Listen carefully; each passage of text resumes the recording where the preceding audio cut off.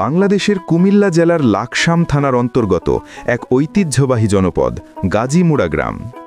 এই গ্রাম শুধু মাটি আর মানুষের গল্প নয়, এটি ইতিহাস, ঐতিহ্য ও আত্মত্যাগের এক জীবন্ত প্রতিচ্ছবি। অতীতে গাজীমুড়া ছিল এক শান্ত কৃষিনির্ভর গ্রাম। এখানকার মানুষ পরিশ্রমী, সৎ এবং ঐক্যবদ্ধ।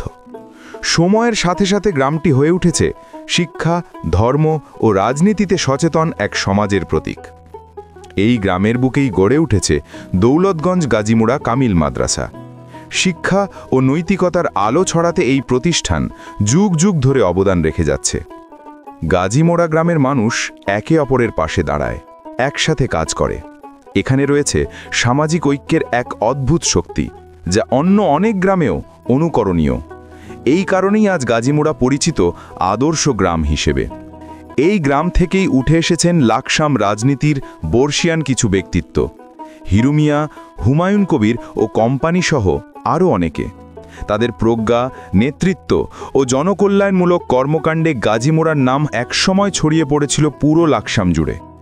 যদিও আজ তাদের অনেকেই আমাদের মাঝে নেই, তবু তাদের অবদান এখনও মানুষের হৃদয় অম্লান। তাদের রেখে যাওয়া মূল্যবোধ আজও এই গ্রামের তরুণদের অনুপ্রাণিত করে, দেশপ্রেম, সততা আর সমাজের প্রতি দায়বদ্ধতার শিক্ষা দেয়।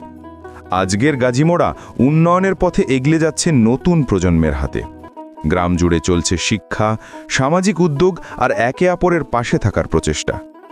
এই গ্রাম শুধু অতীতের ঐতিহ্য নয়, এটি ভবিষ্যতের আলোকবর্তিকা, যেখানে ইতিহাস কথা বলে, মানুষ স্বপ্ন দেখে, আর গাজীমুড়া হয়ে ওঠে এক উন্নত, ঐক্যবদ্ধ ও অনুপ্রেরণার গ্রাম।